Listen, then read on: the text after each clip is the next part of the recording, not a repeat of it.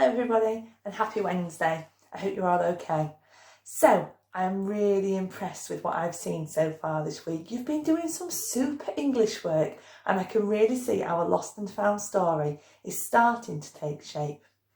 So yesterday I challenged you to think of your own ways to change the story. I've seen seagulls attacking, I've seen mermaids appearing, holes in boats. What was the other things I saw? Monsters appearing, sharks appearing, but what I really liked is that all of you remembered to think of a way to solve the problem and to keep the story going towards the happy ending at the end. So today it's time for you to start writing the middle bit of your story. Now I've listened to some of your grown-ups comments on Evidence Me and they said that some of you are having a bit of a tricky time putting things in the right order, or you were getting your sentences a bit jumbled. So what I've done, if you can see this is our story mountain that we were using the other day. And what I've done is I've blanked out this box and I've blanked out this box. And that means at home, before you write your story, you can draw a couple of pictures in here and a couple of pictures in there. And hopefully when you come to do the writing, it will help you to get things in the right order. Okay, so I've added that on. I know it's not perfect, but I thought it might help just to get things in the right order, because for today we're focusing on this box and this box. Not the ending yet, that's tomorrow. Okay, so I was thinking in my story we worked out that the polar bear needed to go back to the North Pole, not the South Pole, the North Pole, and we thought about some of the problems. So the first problem mine is that they're going to miss the boat. Not that it can't be heard, they're actually going to miss the boat. And I'm going to write the word miss there to help us remember. That's really small for you guys, isn't it? You see that? And remember, these pictures are not perfect at all. They're just to help you to get things in the right order. So they're going to miss the boat. And then just like in the other story, oops, they're going to get their rowing boat out. And I'm going to have 3 problems on my journey today. The first one is that one that we spoke about yesterday. It's a seagull coming to pinch the picnic. And I'm not very good at drawing seagulls, but I'll try and remember how to do it.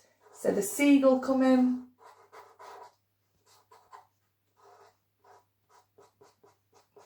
Its big feet to steal the picnic. So that's my first problem.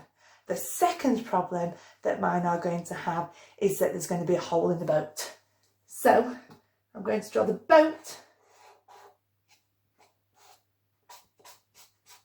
and some water coming out of it. And then the final problem that we're going to have is that we're going to get some rocks.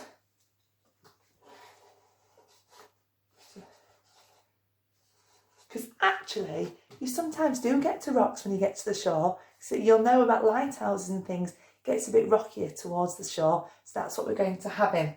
So I'll just show you that really quickly. So they're going to miss the boat. So they're going to get a rowing boat. And the seagull's going to come. They're going to get a hole in the boat. And they're going to get to the rocks. So I'm going to put this here just to help me remember what I'm going to write.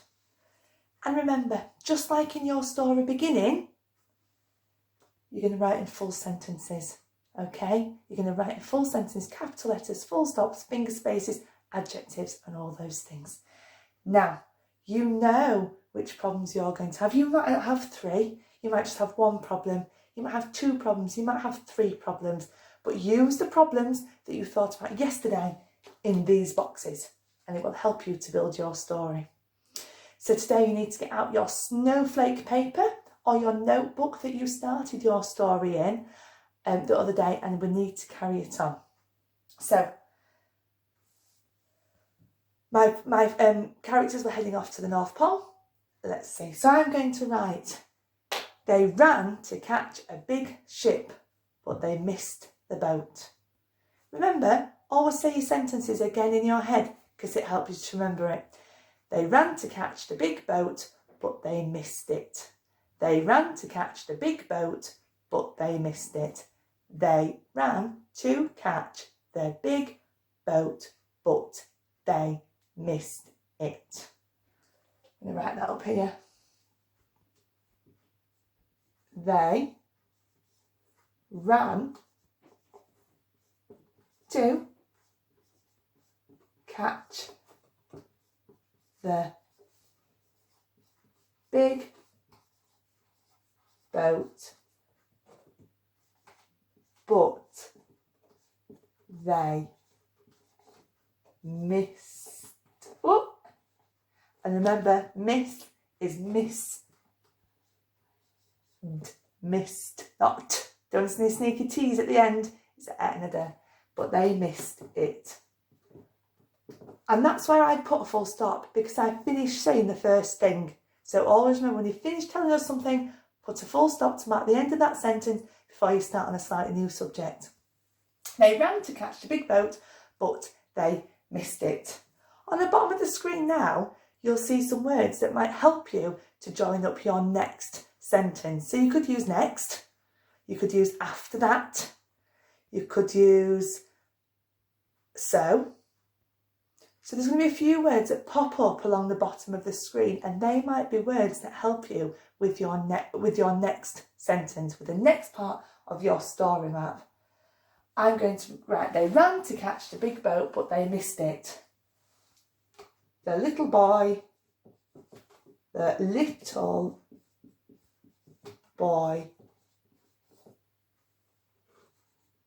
went to get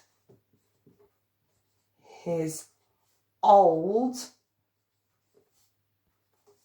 wooden boat. Full stop. Using one of those words on the bottom, I'm going to use next. Next. And can you see what is the next picture on my story map? Can you see it? What is it? That's right, it's the seagull. And I'm going to write next. An angry, it's going to be an angry seagull. An angry seagull swooped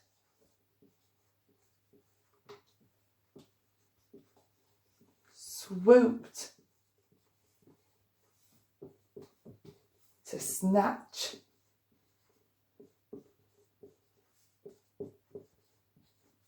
picnic.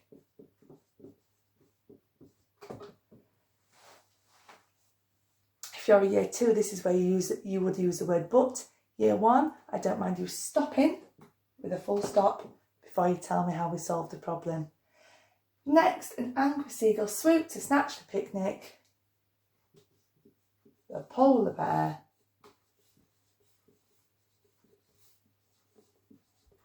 got out his spare food. The polar bear got out his spare food. Full stop.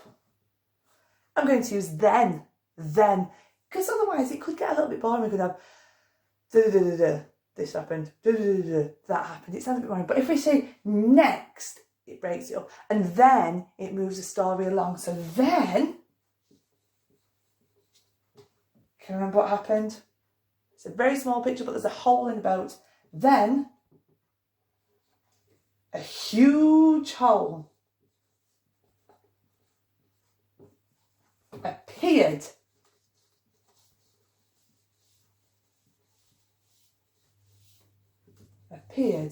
in the boat.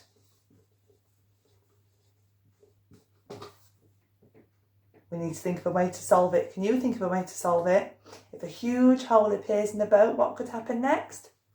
I'm going to say, then a huge hole appeared in the boat, but they, we out of room, they fixed. Is it fixed? No, it's a d. Well done. They fixed it with, let's have an adjective. Sticky tape. Full stop. My next sentence would be about the rocks. But again, I'm not going to do that today. I want to see how you get on. So your challenge today is to write the next part of your story about these 2 boxes. This is your bit where they go on the quest. It's the exciting bit of the story. Remember, if you find it hard to get your ideas in order, you can use this sheet and just add some quick pictures in, or you can go back to the sheet you did yesterday with your problems and your solutions on, because that might help you to put in the right order, your ideas in the right order. Remember, I'm looking for capital letters, I'm looking for full stops, I'm looking for finger spaces, I'm looking for adjectives, and you can use some of those words that were on the bottom of the screen earlier. Okay, have fun. Cannot wait to see how we're getting on with our stories. And remember, if you've got any questions, children or parents, please just do send me an email and I will do my very best, because these sessions are quick whistle stop tours, I know that. So if you've got any questions, please send me a quick message and I'll get back to you as soon as possible. Okay, good luck everyone. Bye.